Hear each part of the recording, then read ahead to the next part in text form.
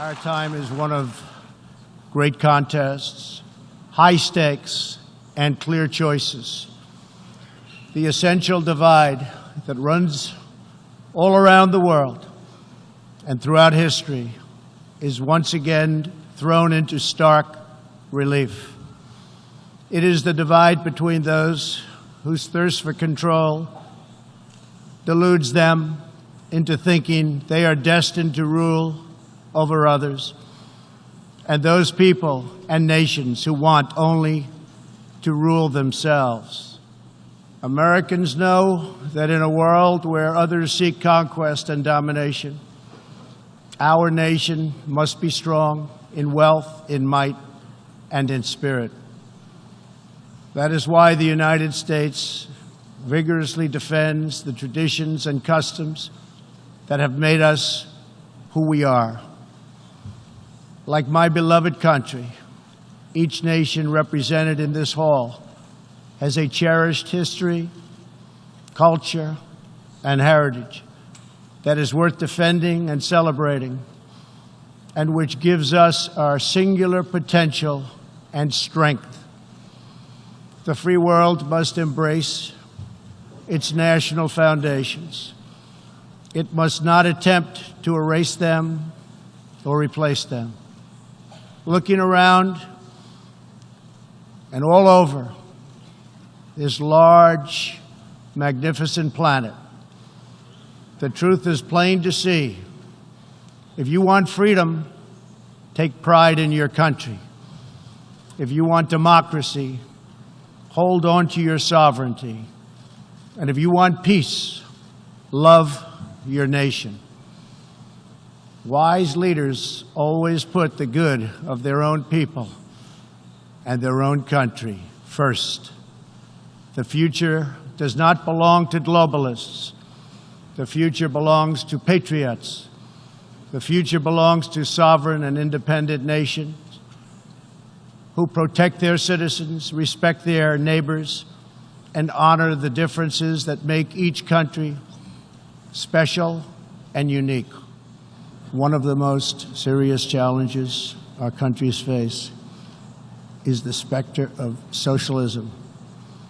It's the wrecker of nations and destroyer of societies. Events in Venezuela remind us all that socialism and communism are not about justice. They are not about equality. They are not about lifting up the poor. And they are certainly not about good of the nation. Socialism and communism are about one thing only: power for the ruling class. Today I repeat a message for the world that I have delivered at home. America will never be a socialist country. In the last century, socialism and communism killed 100 million people. Sadly, as we see in Venezuela, the death toll continues in this country. These totalitarian ideologies, combined with modern technology, have the power to excise new and disturbing forms of suppression and domination.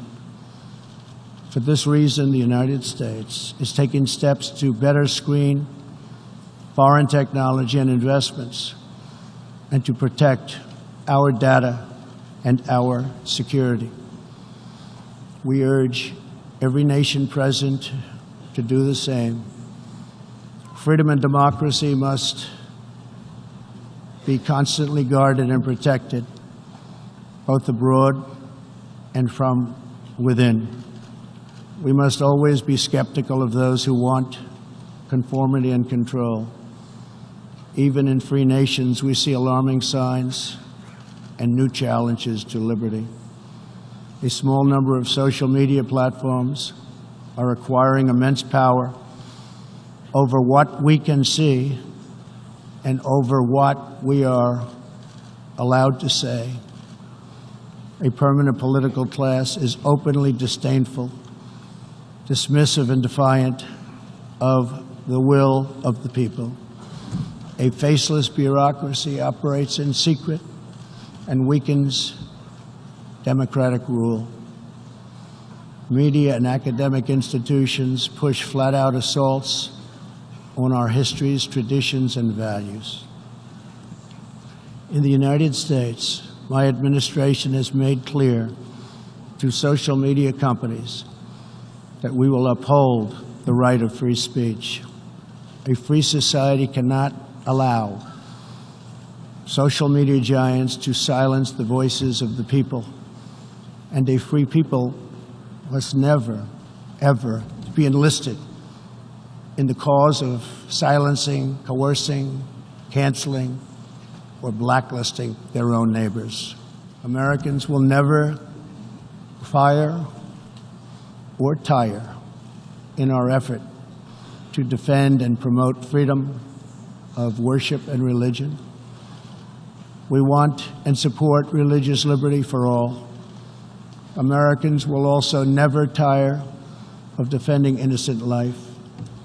We are aware that many United Nations projects have attempted to assert a global right to taxpayer-funded abortion on demand, right up until the moment of delivery.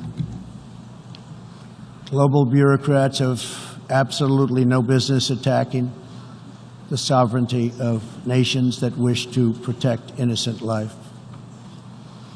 Like many nations here today, we in America believe that every child, born and unborn, is a sacred gift from God. There is no circumstance under which the United States will allow international entries to trample on the rights of our citizens, including the right to self-defense. That is why this year I announced that we will never ratify the UN Arms Trade Treaty, which would threaten the liberties of law-abiding American citizens. The United States will always uphold our constitutional right to keep and bear arms. Our nation's founders understood that there will always be those who believe they are entitled to wield power and control over others. Tyranny advances under many names and many theories, but it always comes down to the desire for domination. It protects not the interests of many, but the privilege of few.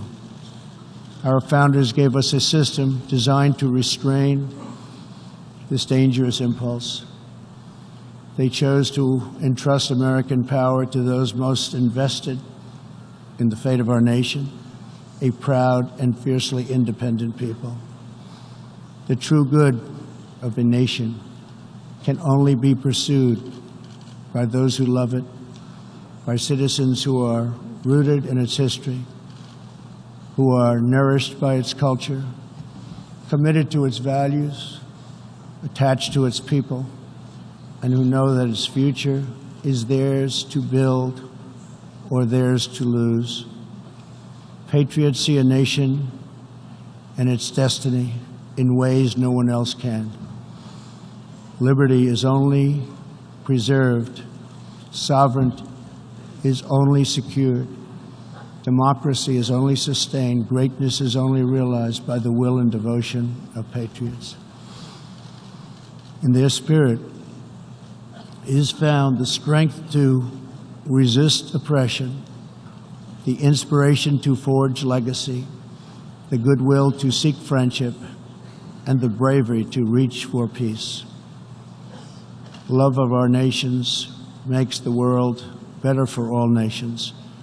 So to all the leaders here today, join us in the most fulfilling mission a person could have, the most profound contribution anyone can make. Lift up your nations, cherish your culture, honor your histories, treasure your citizens, make your country strong and prosperous and righteous, honor the dignity of your people, and nothing will be outside of your reach. When our nations are greater, the future will be brighter, our people will be happier, and our partnerships will be stronger. With God's help, together we will cast off the enemies of liberty and overcome the oppressors of dignity. We will set new standards of living and reach new heights of human achievement. We will rediscover old truths, unravel old mysteries, and make thrilling new breakthroughs. And we will find more beautiful friendship and more harmony among nations than ever before. My fellow leaders, the path to peace and progress and freedom and justice and a better world for all humanity begins at home. Thank you. God bless you. God bless the nations of the world.